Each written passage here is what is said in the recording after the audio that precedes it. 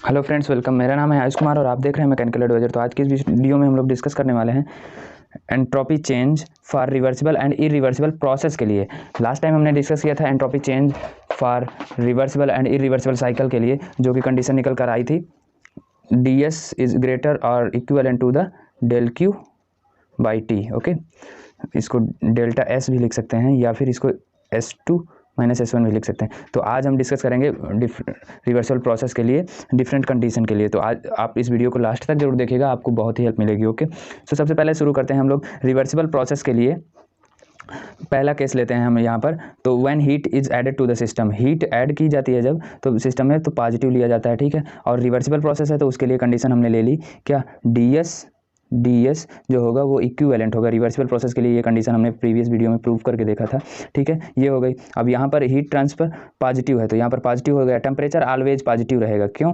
क्योंकि ये जो टेम्परेचर होता है एब्सोल्यूट टेम्परेचर होता है, ठीक है। एब्सोल्यूट टेम्परेचर जो केल्विन में होता है वो माइनस में नहीं हो सकता किसी भी सब्सटेंस का, ठीक है। निगेटिव कभी भी नहीं हो सकता, ये ऑलवेज पॉजिटिव रहेगा, ठीक है। ओके, निगेटिव ये पॉसिबल नहीं है, ठीक। ओके, सो ये तो ऑलवेज पॉजिटिव रहेगा। तो यहाँ पर ये आ गया, दोनों चीज़ पॉजिटिव है तो ds क्या हो जाएगा हमारा, वो भी पॉजिटिव क्वांटिटी होगा, ठीक है। पॉजिटिव होगा दैट मीन्स क्या है, ds को हम लोग S2 माइनस S1 भी लिख सकते हैं। पॉजिटिव होगा तो ये ग्रेटर क्वांटिटी होगा, ये भी इसको ऐसे लिख सकते हैं ना हम लोग, ds is always greater than 0 होगा, ठीक है। पॉजिटिव का मीनिंग ये है, ठीक।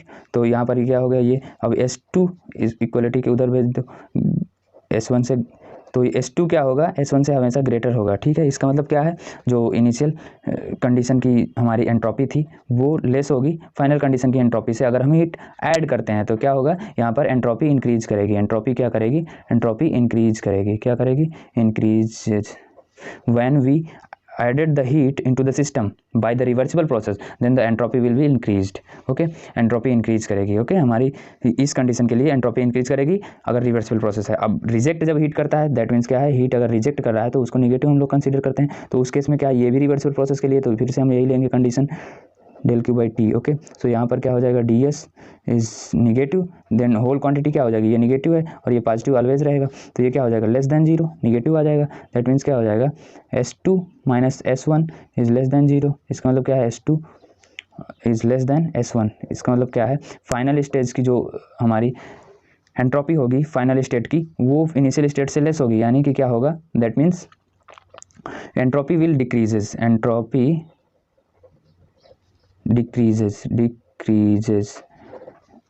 कंक्लूजन क्या है कि when we rejected the heat from the system, okay, when we rejected the heat from the system then the entropy will decreases। अगर रिवर्सिबली प्रोसेस हो रहा है तो, ठीक है, रिवर्सिबल प्रोसेस के थ्रू, ठीक है। अब नेक्स्ट केस है, अगर हीट ट्रांसफर 0 हो दैट मीन्स क्या है, डेल क्यू 0 हो अगर, तो क्या हो जाएगा, तो उसके लिए भी हम रिवर्सिबल प्रोसेस के लिए ही देख रहे हैं इसमें भी, तो ये हो जाएगा del Q by T. Okay, so यहाँ पर क्या आ जाएगा, ds is equals to 0। That means क्या है, ये किसी चीज़ का डिफ्रेंशिएशन अगर 0 है इसका मतलब है वो कांस्टेंट है। या फिर ऐसे भी देख सकते हो, S2 minus S1 equals to 0। इसका मतलब क्या है, S2 is equal to S1। इसका मतलब क्या हुआ, कांस्टेंट रहेगी, ठीक है। एंट्रोपी कांस्टेंट रहेगी अगर हीट ट्रांसफर 0 है। तो ऐसे जिस प्रोसेस का हीट ट्रांसफर 0 हो उस प्रोसेस को हम लोग एडियाबैटिक प्रोसेस बोलते हैं, एडियाबैटिक प्रोसेस बोलते हैं। क्या बोलते हैं, एडियाबैटिक प्रोसेस बोलते हैं, ठीक है। तो एडियाबैटिक रिवर्सिबल प्रोसेस के केस में क्या होगा, हमारा आइसेंट्रोपिक प्रोसेस होता है। इस प्रोसेस को हम लोग क्या बोल सकते हैं अब, आइसोएंट्रोपिक या फिर आइसेंट्रोपिक बोल सकते हैं, आइसेंट्रोपिक प्रोसेस। ओके, क्योंकि यहाँ पर एंट्रोपी कांस्टेंट है, ठीक है।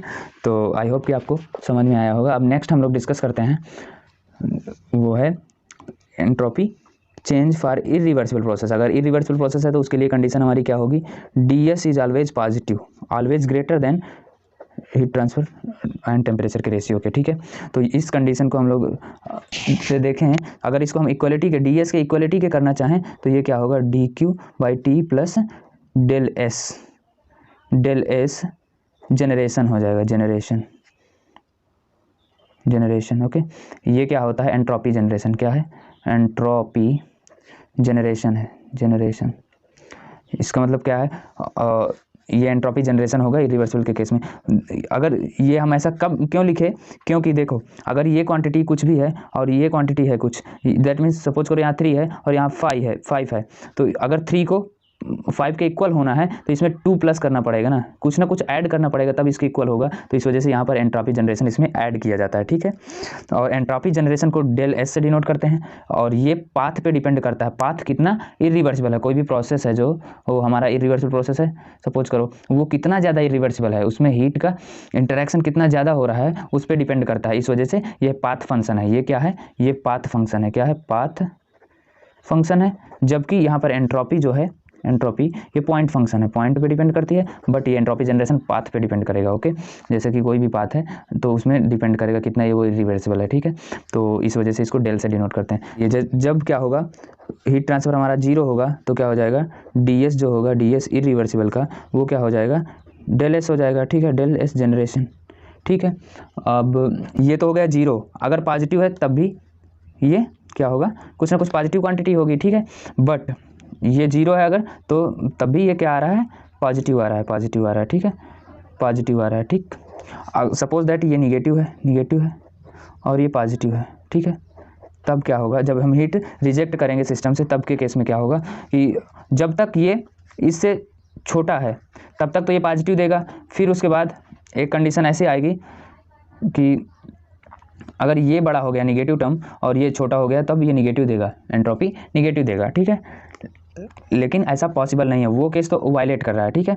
बट क्या होगा, जब ये हमारा सपोज करो एक कंडीशन ऐसी बन रही है कि -2 है ये और ये +2 है, ठीक है, ये +2 है और ये -2 है, तो इस केस में क्या हो जाएगा, ये 0 होल क्वांटिटी क्या हो जाएगी, 0 हो जाएगी। तो इसका मतलब क्या है, हम लोग ये कह सकते हैं ds इरिवर्सिबल का 0 भी हो सकता है किसी एक कंडीशन में, निगेटिव तो नहीं होगा कभी भी, क्योंकि यहाँ से हमने प्रूफ किया, ठीक है। बट पॉजिटिव रहेगा जब तक ये पॉजिटिव है, या फिर ये क्वांटिटी निगेटिव क्वांटिटी जो है, इसका रेशियो वो इसके इक्वल नहीं हो जाता तब तक। अगर इक्वल हो गया तब 0 होगा, तो ये केस भी पॉसिबल है, ठीक है।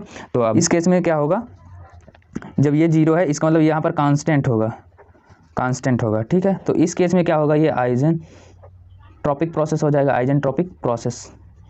अगर ये हमारा ds इरिवर्सिबल के केस में अगर 0 आता है तो एक आइजेंट्रोपिक प्रोसेस हो सकता है, लेकिन इसके पहले तक एंट्रोपी कांस्टेंट नहीं थी। दैट मीन्स अगर ये हीट ट्रांसफ़र 0 है तब के केस में ये आइजेंट्रोपिक नहीं था, ठीक है।